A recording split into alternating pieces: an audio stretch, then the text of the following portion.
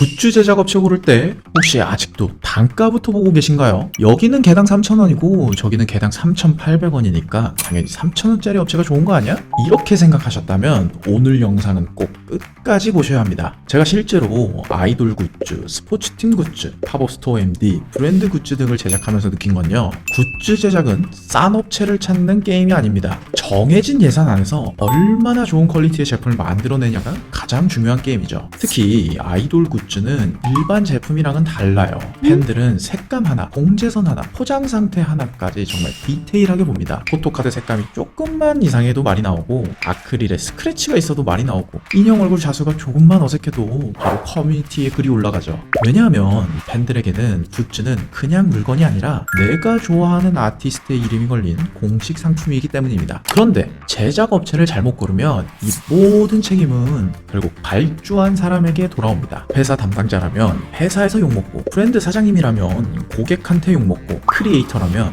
팬들에게 신뢰를 잃을 수도 있어요. 그래서 오늘은 그냥 후기 좋은 업체 고르세요, 친절한 업체 고르세요, 이런 뻔한 얘기는 하지 않겠습니다. 제가 실제 아이돌 굿즈는 물론이고 굿즈 제작판에 몸담으며 직접 경험하고 전해들은 모든 이야기들을 종합해 굿즈 제작 업체를 볼 때 반드시 확인하는 기준 5가지를 말씀드릴게요. 그리고 중간에 처음 굿즈 제작하시는 분들이 많이 헷갈려 하시는 소량 제작 플랫폼과 실제 1:1 맞춤 제작 업체의 차이도 같이 설명드리겠습니다. 오늘 영상 끝까지 보시면 업체 고를 때 훨씬 더 선택하기 쉬우실 거예요. 1번, 단가가 아니라 견적 안에 뭐가 들어있는지 봐야 합니다. 굿즈 제작 업체를 찾을 때 가장 먼저 보게 되는 건 대부분 단가입니다. 물론 단가 중요하죠. 저도 제작하는 입장에서 같은 퀄리티라면 더 합리적인 단가가 나오는 업체가 당연히 좋다고 생각해요. 그런데 문제는 초보 담당자 입장에서는 이 단가가 왜 싼지 알기 어렵다는 점인데요. 예를 들어 어떤 업체는 아크릴 키링을 개당 3,000원이라고 하고 다른 업체는 개당 3,800원이라고 합니다. 그러면 처음에는 3,000원짜리 업체가 훨씬 좋아 보이죠. 그런데 막상 내용을 보면 3,000원짜리 견적에는 개별 포장이 빠져 있을 수도 있고 검수 비용이 빠져 있을 수도 있고 국내 운송비나 통관 비용이 빠져 있을 수도 있고 인쇄 방식, 소재 등급 자체가 다를 수도 있습니다. 그러면 처음에는 싸 보였던 견적이 나중에 이것저것 추가되면서 결국 비슷해지거나 오히려 더 비싸지는 경우도 있습니다. 특히 팬덤 굿즈는 포장이나 검수, 마감에서 비용을 너무 줄이면 나중에 클레임으로 돌아올 가능성이 큽니다. 제가 제작하면서 느낀 건 싼 견적이 무조건 나쁘다는 게 아니에요. 이유 없이 싼 견적이 위험하다는 겁니다. 진짜 괜찮은 업체라면 왜 이 단가가 나왔는지 설명해 줄 수 있어야 합니다. 샘플비가 포함인지, 포장비가 포함인지, 운송비는 별도인지, 검수는 어떤 기준으로 하는지, 금형비나 인증비는 별도인지, 부가세는 포함인지 별도인지 등 이걸 정리해 줄 수 있어야 하죠. 그래서 업체에 견적을 요청할 때 그냥 이렇게 물어보시면 안 돼요. 이거 얼마예요? 이렇게 물어보면 업체도 간단한 단가만 줍니다. 대신 이렇게 물어보시는 게 바람직해요. 이 단가에 포함된 항목과 제외된 항목을 같이 정리해 주실 수 있을까요? 이 질문 하나만 해도 업체의 실력이 어느 정도 보이게 되죠. 좋은 업체는 포함 항목과 별도 항목을 구분해서 설명해 줍니다. 반대로 위험한 업체는 대충 다 들어가 있어요, 일단 진행하면 맞춰드릴게요, 그냥 믿고 맡기시면 됩니다, 이런 식으로 얼버무리는 곳들이 종종 있습니다. 그래서 굿즈 제작 업체 선정의 제1원칙, 굿즈 제작 업체를 고를 때는 제일 싼 곳을 찾는 게 아니라 내가 나중에 당황하지 않도록 기준을 명확히 잡아주는 곳을 찾아야 합니다. 2번, 소량 제작 플랫폼과 1:1 맞춤 제작 업체는 완전히 다릅니다. 두 번째는 처음 굿즈 제작하시는 분들이 정말 많이 헷갈리는 부분입니다. 바로 소량 제작 플랫폼과 실제 맞춤 제작 업체의 차이인데요. 요즘은 굿즈 제작 플랫폼이 정말 많습니다. 아크릴 키링, 스티커, 엽서, 포토카드, 떡 메모지, 스마트톡 같은 제품들은 온라인에서 이미지 파일만 올리면 소량으로도 쉽게 제작할 수 있어요. 이런 플랫폼은 분명 장점이 있어요. 처음 굿즈를 테스트해보거나 작은 수량으로 팬들에게 반응을 보거나 개인 작가나 크리에이터가 가볍게 시작할 때는 굉장히 좋은 선택지입니다. 문제는 여기서 굿즈 제작을 처음 경험한 분들이 모든 굿즈가 이런 방식으로 만들어진다고 생각하는 경우입니다. 온라인에서 파일 올리고 옵션 고르고 결제하면 끝, 이런 방식에 익숙해져 있다가 봉제 인형, 의류, 가방, 파우치, 모자, 금속 제품, PVC 제품처럼 제작 과정이 복잡한 굿즈를 만들려고 하면 생각보다 훨씬 높은 벽을 만나게 되죠. 예를 들어 봉제 인형은 그림 파일 하나만 있다고 바로 예쁘게 나오지 않습니다. 인형 비율, 얼굴 자수, 원단 종류, 소음, 충전재, 패턴, 봉제 방식, 의상 탈착 여부까지 하나하나 결정해야 합니다. 의류도 마찬가지인데요. 티셔츠 하나를 만들어도 원단, 두께, 핏, 사이즈, 프린팅 방식, 세탁 내구성, 라벨, 포장 방식까지 너무나도 많은 부분들을 체크해야 되죠. 이런 제품들은 단순히 이미지 업로드하고 주문하는 영역이 아니라 실제 제품 생산의 영역입니다. 여기서부터는 업체가 그냥 주문을 받아주는 게 아니라 제품 구조를 같이 잡아주고 샘플을 만들고 수정하고 본생산 기준을 잡고 불량 기준과 납기까지 관리해줘야 합니다. 그래서 굿즈 제작 업체를 고를 때는 내가 만들려는 제품이 소량 제작 플랫폼으로 충분한 제품인지 아니면 1:1 맞춤 제작 업체와 같이 풀어야 하는 제품인지 먼저 구분해야 합니다. 아크릴이나 지류 제품처럼 비교적 표준화된 제품은 플랫폼을 통해 테스트해 볼 수 있습니다. 하지만 인형, 의류, 가방, 파우치, 복잡한 패키지 제품은 처음부터 맞춤 제작 경험이 있는 업체와 상담하는 게 훨씬 안전합니다. 여기서 방향을 잘못 잡으면 왜 온라인에서는 쉽게 됐는데 이 제품은 이렇게 복잡하지? 라는 상황이 생깁니다. 제품이 복잡해질수록 단순 주문이 아니라 기획과 생산 관리가 필요하죠. 이 차이를 이해하는 것만으로도 업체를 고를 때 훨씬 덜 헤매게 되는 거죠. 3번, 만들 수 있는 업체와 팬덤 굿즈를 이해하는 업체는 다릅니다. 세 번째는 이 업체가 정말 내 시장에 맞는 굿즈를 이해하고 있는지입니다. 여기서 중요한 점은 굿즈를 만들 수 있는 업체와 특정 시장 제품, 예를 들어 아이돌 굿즈를 잘 만드는 업체는 다르다는 겁니다. 아크릴 키링을 만들 수 있는 업체는 많아요. 포토카드를 만들 수 있는 업체도 많고 인형이나 의류를 만들 수 있는 업체도 많습니다. 그런데 내 팬들이 어떤 부분에서 만족하고 어떤 부분에서 실망하는지까지 이해하는 업체는 생각보다 많지 않습니다. 아이돌 굿즈는 일반 판촉물과는 달라요. 회사 행사에서 무료로 나눠주는 기념품은 받는 사람이 어느 정도 관대하게 볼 수 있습니다. 하지만 팬덤 굿즈는 다릅니다. 팬들은 직접 돈을 내고 구매하죠. 그리고 이 제품을 소장하고 사진 찍고 후기 올리고 다른 팬들과 비교하게 됩니다. 인형이라면 얼굴 자수, 비율, 원단 촉감, 소음, 충전재, 봉제 마감 등을 봅니다. 의류라면 핏, 원단 두께, 프린팅, 내구성, 세탁 후 변형까지도 체크하게 되죠. 팬들은 제품의 가격은 물론이고 이런 세세한 부분들을 확인하고 커뮤니티를 통해 공유합니다. 그래서 굿즈 제작 업체를 볼 때는 이 업체가 단순히 가능합니다라고 말하는지 아니면 먼저 리스크를 같이 짚어주는지를 보는 게 좋아요. 좋은 업체는 무조건 된다고만 하지 않습니다. 오히려 이런 부분들을 얘기해주죠. 이 디자인은 인쇄가 조금 밀릴 수 있습니다. 이 원단은 예쁘지만 먼지가 잘 붙을 수 있어요. 이 일정이면 샘플 수정 시간이 부족할 수 있습니다. 이 제품은 표시사항이나 인증 여부도 확인해야 돼요. 저는 이런 말을 해주는 업체가 오히려 좋은 업체라고 생각합니다. 왜냐하면 실제 제작을 많이 해본 업체는 어디서 문제가 생기는지 이미 알고 있기 때문이죠. 반대로 조심해야 하는 업체는 뭘 물어봐도 무조건 된다고만 하는 업체입니다.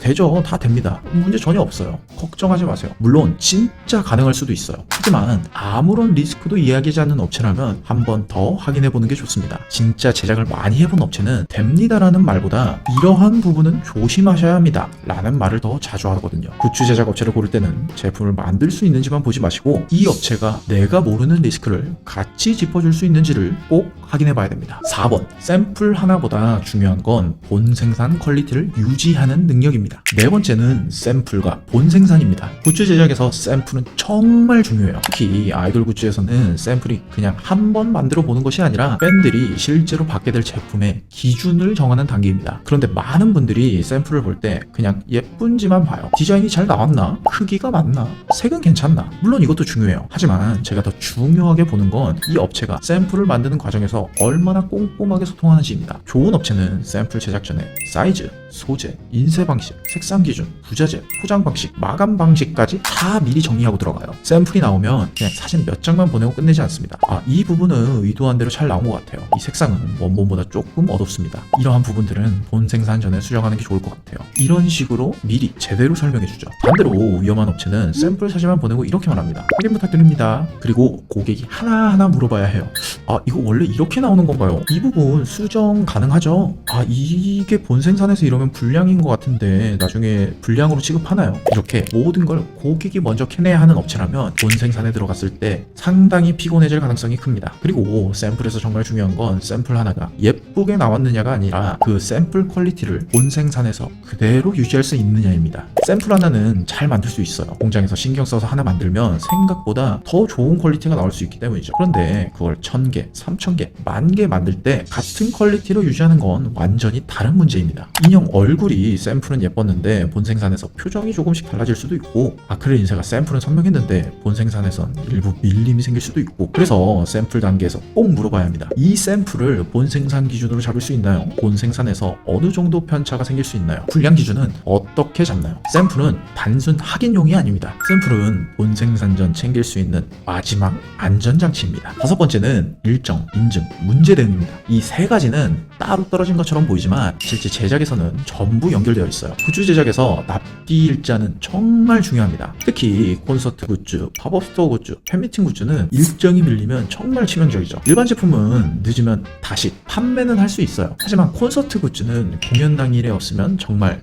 끝입니다. 팝업 스토어 굿즈 또한 오픈일에 재고를 갖고 있지 않다면 아예 판매조차 시도할 수 없죠. 그래서 좋은 업체는 그냥 2주면 됩니다, 3주면 됩니다 라고만 말하지 않습니다. 샘플 제작 기간, 수정 기간, 원부자재 수급 기간, 본 생산 기간, 검사 포장 기간, 운송과 통관 기간까지 나눠서 설명해 줄 수 있습니다. 어느 구간에서 변수가 생길 수 있는지도 미리 말해 주어야 합니다. 반대로 위험한 업체는 무조건 맞춰준다고만 하죠. 걱정하지 마세요, 일단 가능하니까 진행부터 하시죠, 이러한 말만 믿고 진행했다가 샘플 수정 시간이 부족하거나 운송 기간을 놓치거나 통관에서 문제가 생기면 결국 피해는 발주자에게 돌아옵니다. 그리고 인증이나 표시사항도 중요합니다. 굿즈라고 해서 아무렇게나 만들어서 팔 수 있는 건 아니에요. 제품에 따라 KC 인증이 필요할 수도 있고, 식품 관련 검사가 필요할 수도 있고, 어린이 제품으로 분류될 수도 있고, 원산지 표기나 제품 표시사항이 필수적으로 표기되어야 할 수도 있습니다. 인형, 스트레스볼, 텀블러, 식기류, 보조 배터리, LED 제품, 피부에 닿는 제품들은 제품 특성에 따라 꼭 확인해야 할 부분들이 존재해요. 좋은 업체는 처음부터 이러한 질문들을 합니다. 이거 판매용인가요? 아니면 증정용인가요? 사용 연령대는 어떻게 적고 계세요? 이거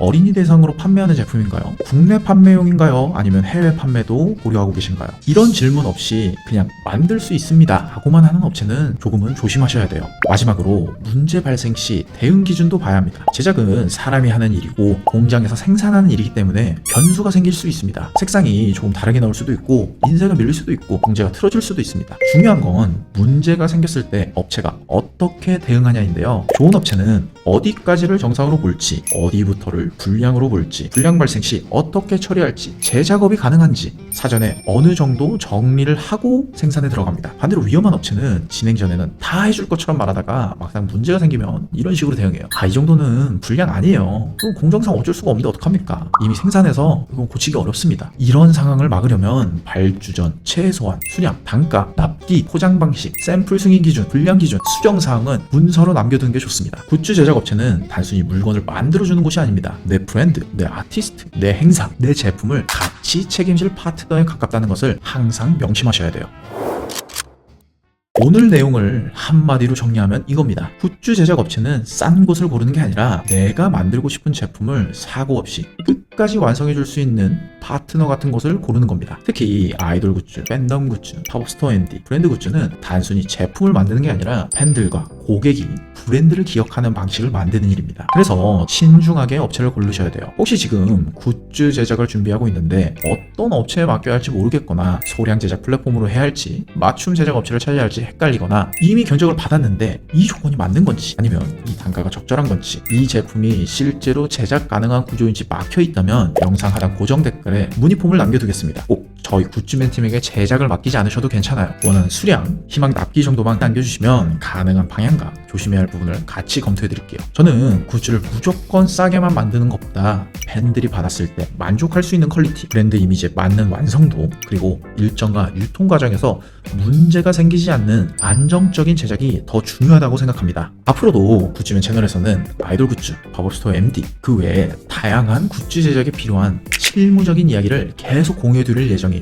굿즈 제작을 준비하고 계시다면 구독해두시고 다음 영상도 꼭 확인해 보셨으면 좋겠습니다. 지금까지 굿즈 제작의 모든 것 굿즈맨이었습니다. 감사합니다.